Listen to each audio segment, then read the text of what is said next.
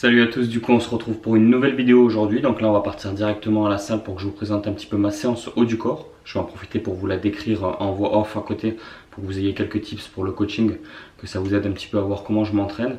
J'en profiterai aussi pour vous décrire un petit peu mon programme d'entraînement sur la semaine. Et ensuite on se retrouvera directement ici pour qu'on parle un petit peu plus de l'objectif de ces vidéos et des vidéos à venir. Cette séance haut du corps sera principalement axée sur le dos, en particulier la largeur du dos.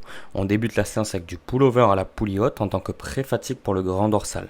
C'est un des seuls exercices qui vous permettra de solliciter votre grand dorsal sans engager les biceps.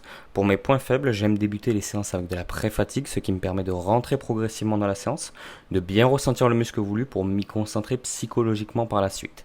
Il est aussi très important d'optimiser chacune de vos exécutions pour éviter de faire la transition sur d'autres groupes musculaires.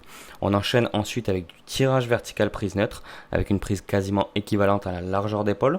Vous aurez beaucoup plus de facilité généralement à vous placer, à contracter le grand dorsal que sur une prise plus serrée. Cet exercice sera intéressant pour solliciter la partie basse de votre grand dorsal.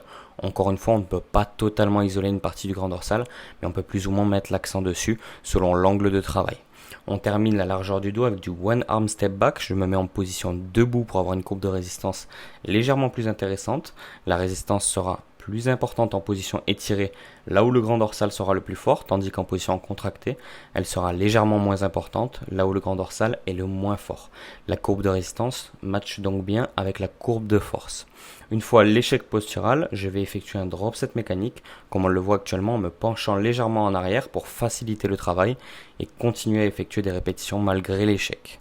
On passe directement aux pectoraux où j'aurai un volume assez bas sur cette séance, 2 séries au développé couché où on optimisera encore une fois l'exécution en maintenant une trajectoire verticale et non convergente. Pour terminer sur les pectoraux, on effectuera un biceps avec de l'écarté poulie assis pour un maximum de stabilité. Une fois l'échec postural, on continuera sur un drop set mécanique en intégrant une flexion de coude pour faciliter le mouvement et continuer à effectuer des répétitions. Tout cela enchaîné avec des dips où je me concentrerai au maximum sur l'étirement. En gros, un biceps avec un exercice à plus ou moins forte tension de contraction, avec un exercice à forte tension d'étirement. Pour ce qui est des épaules, j'effectuerai 2 mouvements au poulie. Le premier du cable cross pulley out pour l'arrière d'épaule, où on restera sur une amplitude active. Rien ne sert d'aller chercher trop loin sur la contraction en serrant les omoplates. Vous allez faire la transition sur vos trapèzes. L'objectif reste encore une fois pour l'énergie investie dans l'exercice d'optimiser le rendement. Cela passe par une exécution adéquate, un choix optimal d'exercice, mais aussi une proximité suffisante à l'échec. On termine les épaules avec du crucifix latéral pour le deltoïde latéral. Encore une fois, une superbe stabilité, ce qui est très important pour pousser la série le plus loin possible, ainsi qu'une courbe de résistance intéressante. La séance s'achève avec un super set bras pour des extensions triceps au-dessus de la tête avec 2 câbles croisés pour un alignement intéressant entre les triceps et la résistance. Un exercice très intéressant pour votre longue portion du triceps, mais qui demande un niveau avancé au niveau de l'exécution. Avec du curl marteau à la poulie basse pour le brachial et le long supinateur, 2 groupes musculaires où j'ai pas mal de retard. J'en profite maintenant pour vous partager ma condition physique actuelle. Je suis à 78 kg pour 1m82. L'objectif c'est de conserver un surplus calorique léger pour maximiser les gains en masse musculaire et limiter ma prise de gras. Cette séance, elle peut vous paraître un petit peu longue, mais j'effectue seulement 2 séries par exercice pour la plupart afin d'optimiser mon intensité de travail. Et je ne conseille pas forcément ce format d'entraînement à tout le monde. Il est simplement adapté à mon objectif et mes capacités de récupération. Du coup, on se retrouve directement après ma séance haut du corps pour vous partager un petit peu l'objectif de ces vidéos. Donc la semaine prochaine, on va partir directement sur une vidéo où je vais effectuer le bas du corps. Une de mes séances quadriceps principalement. J'ai 2 séances ischio dans la semaine, une quadriceps.